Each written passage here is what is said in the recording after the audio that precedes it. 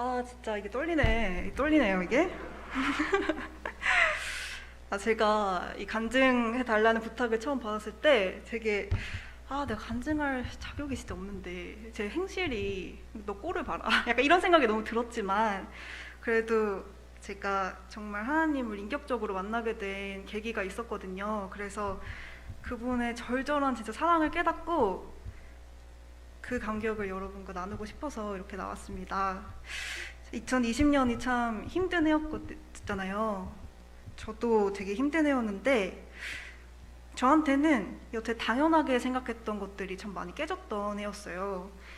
그래서 되게 무기력하고 침체되는 해였었는데 혹시 여러분 중에 그렇게 생각하시는 분들 계실지 모르겠어요. 교회는 잘 다니고 있는데 내가 지금 하나님 제대로 믿고 있는 거 맞나? 이대로 괜찮나? 내가 6일 동안 그냥 세상 사람들이랑 별보다 다를 바 없이 살았어. 근데 그냥 일요일에 교회 나온다고 뭐가 달라지나? 이런 생각을 솔직히 한켠에 하고 계셨던 분들. 왜냐면 저는 그랬거든요. 저는 분명 성경에는 복음을 땅끝까지 전하라고 나오는데 나는 하나님 세 글자를 입 밖으로 떼는 것도 사실 어려워요. 세상 사람들 앞에서. 그리고 원수도 사랑하라는데 사실 가족한테도 관심이 잘 안 가는 게 현실이거든요. 게다가 내가 사실 진심으로 하나님만 사랑하고 있는지도 의문인 거예요. 성경에 보니까 뜨겁거나 차갑거나 둘 중 하나만 하라고 하는데 저는 진짜 미지근한 사람이었거든요. 세상이랑 하나님 사이에서 갈팡질팡하면서 사실 하나님보다 세상을 더 사랑할 때가 훨씬 많았던 사람인데 그래서 사람들 앞에 당당하게 하나님을 전하기는커녕 사실은 세상 사람들보다도 더 형편없는 삶을 살았어요. 저는 진짜로. 왜냐면 정말 게을렀고 가까운 사람한테 오히려 더 함부로 대하는 사람이었고 변덕은 그냥 죽을 듯 해요. 아마 아실 거예요. 그리고 말과 행동은 그냥 종이장처럼 가벼워. 책임질 줄을 모르고. 그래서 아마 청년부 멤버들은 잘 아실 텐데 제 주특기가 회피하기, 도망치기, 그리고 잠수 타기 이거였거든요. 근데 진짜 웃긴 게 그 와중에도 저는 근거 없는 자신감, 줄여서 근자감이라고 하거든요. 그게 진짜 넘쳤어요. 막 무턱대고 그냥 큰 소리 치는 거야. 나는 하나님께서 지켜주시는 사람이야. 응? 나는 변화될 거야. 나 정도면 괜찮지. 이렇게 언젠가는 변하겠지. 지금 당장은 안 변해도 막 이렇게 생각을 했어요. 근데 이게 믿음에서도 똑같았거든요. 그래서 진짜 부끄러운데 사실 저는 행동은 부족해도 믿음만큼은 남들보다 강해. 막 이런 말도 안 되는 믿음을 막 가지고 있었어요. 뭐 진리를 향한 난 갈급함이 있어. 그리고 난 말씀을 보면서 뭐 깨달음이 있어. 그러면 반은 먹고 들어간 거 아니야? 막 이렇게 생각을 했었어요. 이러다 보니까 말만 들으면 진짜 진리를 깨닫는 사람이야. 근데 행동은 너무 어리석은 거예요. 세상 사람들보다도 더. 뭐 단편적으로 뭐 작은 것부터 순종해야 된다 하면서 사실 오전 예배도 잘 못 나와. 그리고 뭐 이웃을 사랑해야 돼. 근데 뭐 아까도 말했지만 사람들한테 관심이 안 생겨. 나 먹고 살기도 바쁜데 누굴 챙겨요? 그러니까 이게 제 현실인 거예요. 그러다 보니까 이 맨날 그냥 매일마다 게으름도 이기지 못하고 좌절하고 절망하고 진짜 영적으로 롤러코스터를 탔어요. 어쩔 때는 막 은혜 받아서 잘 돼. 근데 어쩔 때는 또 막 침체돼. 이게 그냥 제 삶이었거든요. 근데 이 근자감으로 사는 게 23, 24까지는 그래도 통하거든요. 근데 이게 25이 되고 나도 이제 내 삶에 좀 책임을 져야 될 때가 온 것 같은데 하는 불안감이 막 드니까 이 근자감도 안 통하더라고요. 이게 대외 활동이다, 학교다, 일이다 바쁠 때는 잘 모르는데 이 코로나 때문에 올해 그 대외 활동이 다 끊겼잖아요. 그러다 보니까 뭐 백수 생활도 해봤고 지금은 프리랜서지만 이 특성상 집에 혼자 있을 일이 진짜 많네요. 일주일 내내 집 밖에 안 나갈 때도 많고 이러다 보니까 정말 제가 느낀 게 외로움이었어요. 진짜 외롭다. 근데 이게 사람이 얼마나 어리석은지 이렇게 외로울 때 하나님을 잘 안 찾아요. 또 그리고 되게 사람을 찾아요. 그래서 저도 이 외로움을 사람으로 극복을 하려고 했었어요. 근데 뭐 당연히 채워지지 않는 공허함이 항상 저한테 있었고 또 하나 느낀 거는 두려움이었어요. 아, 나 스펙도 없고 학벌도 없고 아무것도 없는데 나 진짜 어떡하지? 나 이러다가 진짜 계속 백수로 사는 거 아니야? 막 이러면 걱정이 막 되면서 한동안은 진짜 이것 때문에 미치는 줄 알았어요. 그리고 뭐 이렇게 부족한 사람이면 또 겸손해야 되잖아요. 근데 진짜 사람이 웃긴 게 이 부족한 와중에도 그나마 내가 잘하는 거를 찾아. 그래서 그거를 또 의지하게 돼요, 사람이. 저한테는 그게 그림이었어요. 제가 그림 그리는 사람인데 뭐 나는 뭐 할 줄 아는 거 별로 없어. 그래도 난 그림 하나는 진짜 잘 그려. 내가 지금 노력을 안 해서 그렇지 한번 하면은 또 난 제대로 하는 사람이야. 이게 그냥 제 마인드였어요. 그래서 곧바로 이제 아는 분한테 어떻게 연락을 해서 감사하게도 일자리를 구했는데 진짜 여기서 제 게으름이 빛을 발하더라고요. 와, 진짜 돈 받고 일하는 건데도 일을 안 해. 막 한 3일, 하루에 4시간 일해 막. 그러면서 한 달 동안 할 수 있는 해야 되는 일을 3달 동안 하고 막 이거 안 잘리는 게 기적이야. 이렇게 일을 하다 보니까 이게 자괴감이 그냥 지하 50층을 막 뚫고 내려가는 거예요. 아, 나 진짜 왜 이러지? 근데 이게 아마 좀 선천적으로 부지런하신 분들은 공감을 못 하실 거예요. 그냥 해! 그냥 하면 되잖아. 아니면 뭐 집 밖을 나가. 근데 이게 진짜 게으른 사람들은 그게 안 되거든요. 아침마다 이게 몸뚱아리가 제 몸뚱아리가 아니에요. 하여튼 그래서 참 너무 괴로웠어요. 이게 특히 유일하게 내 힘으로 할 수 있다고 생각했던 그림 분야에서조차 내가 무너지니까, 내 힘으로 할 수 없다는 걸 깨달으니까 이 무력감이 좀 되게 크더라고요. 그러던 어느 날이었어요. 제가 즐겨보는 다니엘 김 선교사님 설교 영상 중에 이런 말씀이 있더라고요. 요즘 젊은 세대에게 일어나는 문제점 중에 하나가 말과 관계가 너무 가볍다라는 거래요. 그래서 사람이 말을 하면은 되게 말도 일단 가볍게 내뱉고 그 말을 지키지도 않고 그냥, 근데 이 가벼움이 찬양을 부를 때도 나타난대요. 진짜 찬양 가사가 막 진심으로 와닿아서 은혜를 받는 게 아니라 그냥 일단 드럼 소리 들려? 그럼 일단 손 뻗어. 그리고 일단 막 점프하는 거야. 이게 이런 젊은 세대의 현실이라는 거예요, 지금. 근데 이 말씀이 문득 그냥 되게 찔리는 거예요. 아, 이게 내 모습이구나.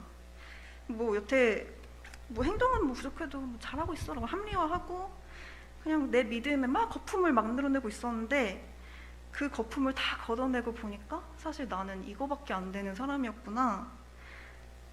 그냥 참을 수 없이 가볍고 참으로 보잘것없는 믿음을 가진 게 나였구나, 이런 거를 깨달아서 이때 진짜 많이 울었어요. 그리고 그때부터 제가 결정한 게 직면하자라는 거였어요. 뭐든지 도망치지 말고 직면하자. 그래, 내 믿음, 내 실력 이거밖에 안 돼. 더 이상 교만하지 말자. 사람들 판단하지도 말자. 어차피 나 저들보다 훨씬 못한 거 아니까. 그리고 지키지 못할 말 함부로 하지도 말자 이제. 대신 하나님의 뜻을 잠잠히 구하자. 그리고 또 내가 외로울 때마다 사람 의지했던 거?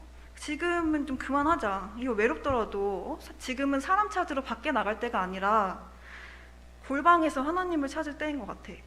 이런 근데 진짜 웃긴 게 이렇게 생각을 해도요, 사람이 안 바뀌더라고요.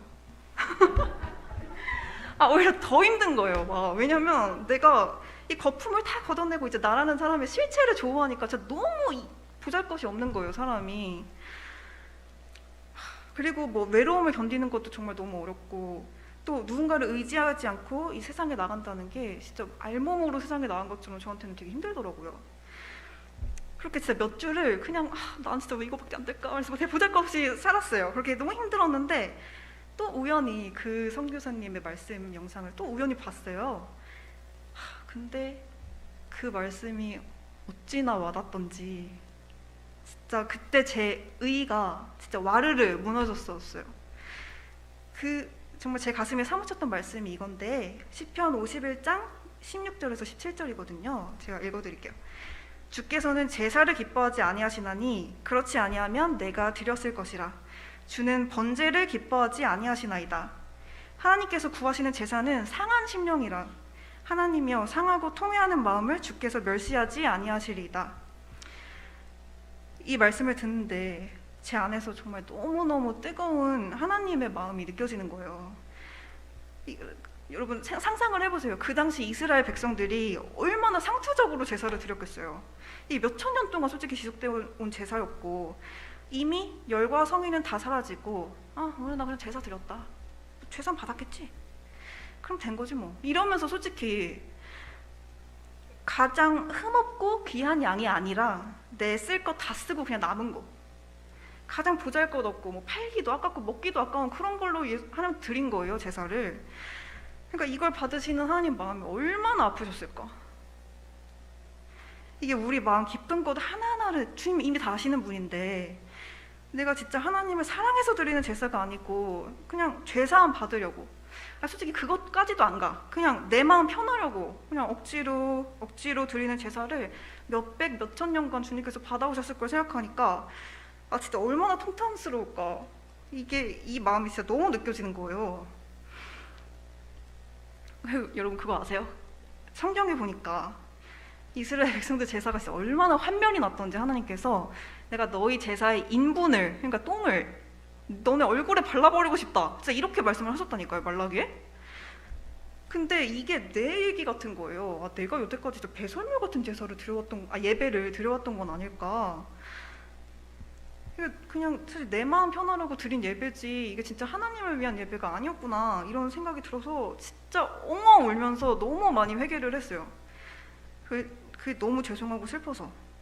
그리고 이런 나를 여기까지, 그럼에도 불구하고 여기까지 인도하신 하나님께 너무 감사해서.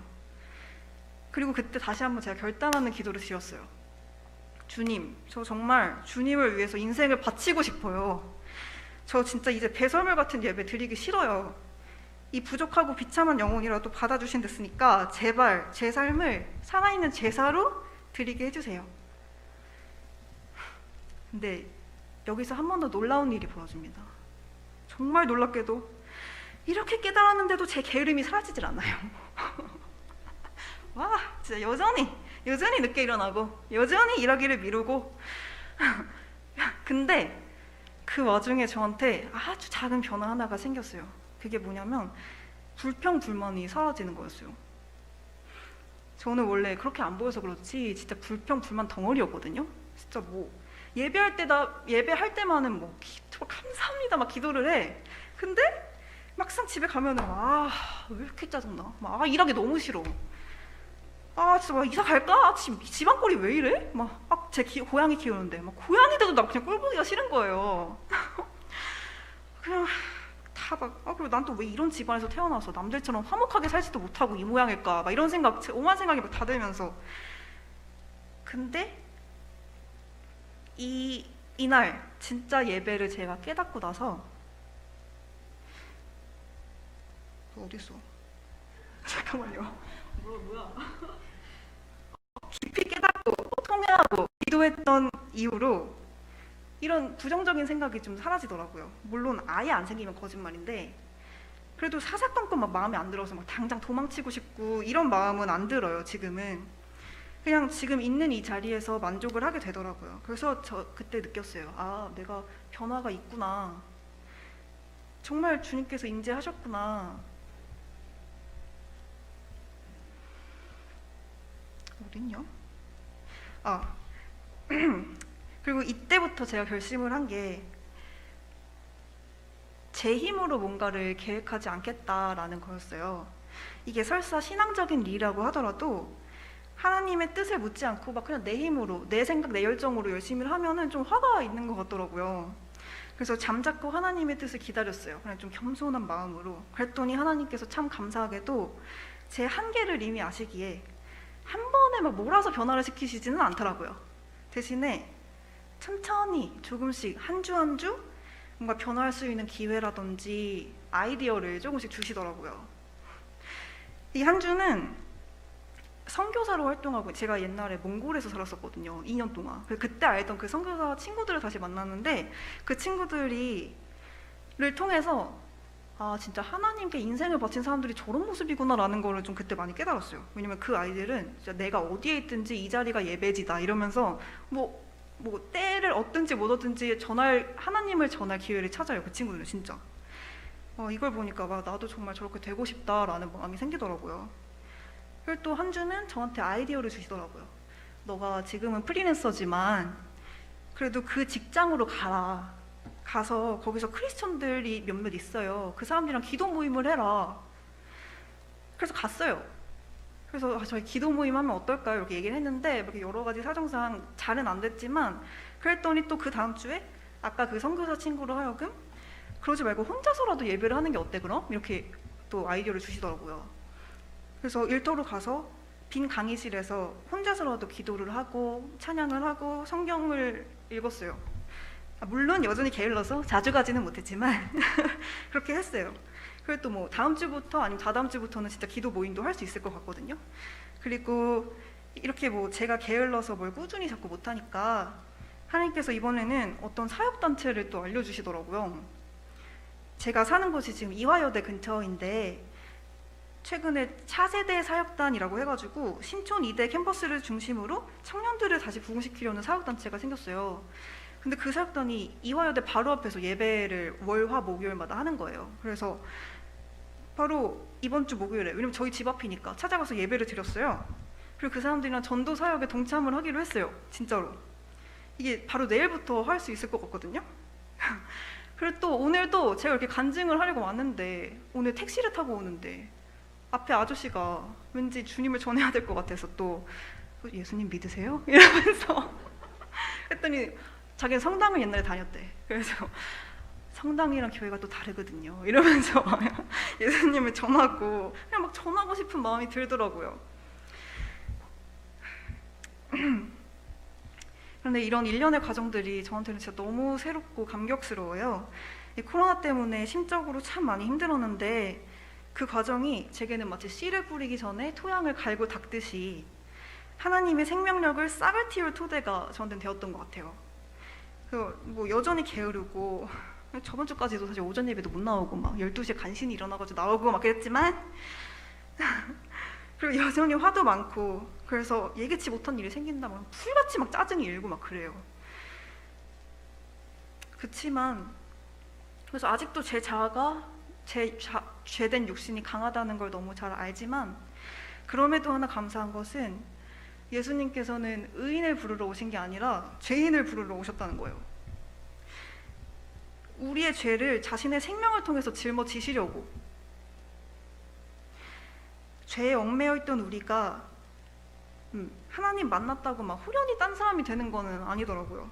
내 육체의 죄는 여전히 나를 유혹하고 하지만 그럼에도 하나님께서 성령 하나님의 능력으로 그 죄를 이기게 해주시는 것 같아요. 그래서 저는 그거를 믿어요. 정말로. 그래서 나는 지금 여전히 죄 앞에서 몸부림치는 죄인이지만 성령 하나님 능력으로 더욱더욱 성장해 나가고 발전해 나갈 것을 저는 믿어요. 그래서 마지막으로 여러분께 제가 감히 드리고 싶은 말씀은 정말 자신의 죄를 직면해야 한다라는 거예요. 합리화하고 애써 무시하려고 하지 말고 아프더라도 있는 그대로 내 죄성을 직면을 할 때 그리고 그 하나님 붙들고 정말 이 죄된 습관을 끊어내려고 노력을 할 때 이렇게 노력을 하다 보면 진짜 알게 되거든요. 아, 죽어도 안 되는구나. 이게 안 되네. 그래서 정말 주밖에 있는 나를 구원할 분이 없다는 사실을 내가 시인하게 될 때 그때 비로소 주님께서 인격적인 만남을 시작하시는 것 같아요. 여러분 모두에게 정말 내가 털끝까지 죄인이라는 사실을 인정하고 그럼에도 이런 나를, 이 세상을 사랑하셔서 불절주야 일하시는 하나님의 사랑을 진심으로 깨닫게 되는 은혜가 있기를 바랍니다. 보잘것없고 능력 없는 죄인을 승리의 길로 이끌어 주시는 하나님을 찬양합니다. 감사합니다.